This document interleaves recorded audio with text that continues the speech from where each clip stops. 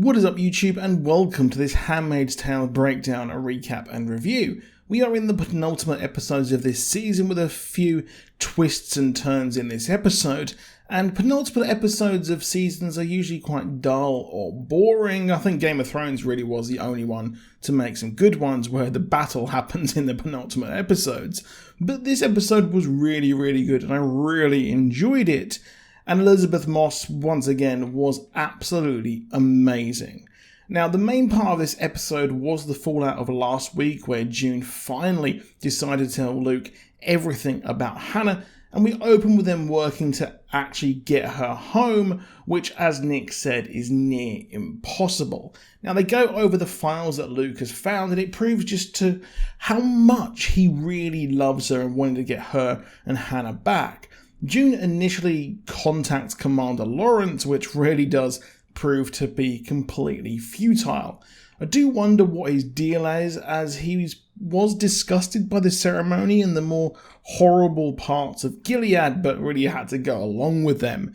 And, well, he wanted more actual freedom, more economic freedom, not a theocratic dictatorship. But he does actually goad June, saying that she's a vacuum of misery, just to paraphrase there. However, her efforts to negotiate Article 22B don't work, and he wants to trade kids from Gilead, as he knows they are having trouble adjusting, as we saw a few episodes ago. So it's a curious one there, and it also shows that America has really no say or power whatsoever. June, of course, refuses, as while they are having trouble adjusting to normal life, girls, of course, could end up handmaids or even worse, at Jezebel's or a breeding colony. Luke, however, suggests using Nick to bargain and get Nicole as a bargaining chip, and, well, they try to get his help. It must be awful for Luke knowing what happened and he's raising Nick's child, especially due to the tape that she left him, and she did bear all. June does meet him at a neutral zone, and he goes to meet Nicole and reveals that Hannah is actually in Colorado. So it goes to show how real far out Gilead actually is. And it's interesting to hear more of what parts of America are under Gilead control. They can't get her out, and much to my anger, they have a tender moment, and she says that she should have run away from him. However, I do wonder if it's just a play from her, but it certainly was a play from Nick, as he put on his wedding ring the minute she left, hinting that he's actually remarried. It does anger me because he's not really a good person, and the stuff he did in the first days of Gilead must have been awful, and the fact that, well, he's complicit in this whole thing, and he is part of, the high command. Even if he didn't want to bomb his own people, he's still complicit. I do wonder where that storyline will go, but considering Gilead consider children born actually their state property, well, Nicole, like Serena's child, is actually in danger from being used by a bargaining chip. As we know now, we cannot actually trust anyone in charge.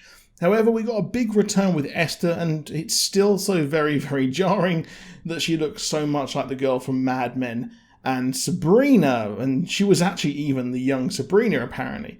But she's being rehabilitated after the safe house was rumbled, and she's been forced to be a handmaid. That's quite a step down from being, of course, the wife of a commander to a handmaid. Of course, Janine, who is, well, the pet product of Lydia, well, Lydia was also warned about favoritism. When they discuss what to do with Esther and even Janine, well, they suggest possibly the colonies. It did look like the Last Supper, and I do think that Lydia will be taken out by those two second-in-commands, one of which she attacked last week. However, Lydia's trust does pay off as Janine gets Esther to eat, despite her being horrible to her at the safe house. Janine knows that she was abused and hints that things will get better to her, and hints the escape of Chicago and that there is hope out there and she needs to stay alive to see the better world that will come. I think Janine is trying to get more sympathetic and freedom-obsessed handmaids in the system, with June's spirit living on possibly through a new generation. One thing I didn't think of until it happened was the commander's not actually visiting Fred and Serena. Warren and Naomi visit them, and Serena has been given permission to read and write, as Fred did seem repentant, but probably because a book from Serena, just like pre-Gilead, would really strike a chord with the Gilead supporters, like those in Canada. It's very, very dark. However, Naomi visits Serena and hints that she can return if she's freed, but Naomi expects her child to return to Gilead regardless of if she's free or not. And Warren says that nothing has been done to free Fred, as it will embolden more kidnaps just for prisoner exchanges or the like.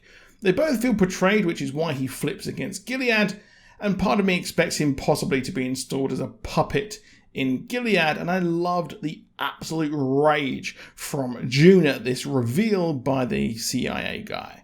Now, I really liked this episode. I really did enjoy how it went, and I thought that the acting and the storylines are going on pretty darned well. I know there's some hatred on Reddit and things like that for this season, but to be honest, I think that this might be the strongest season yet. But if you enjoyed it, do let me know down in the comments.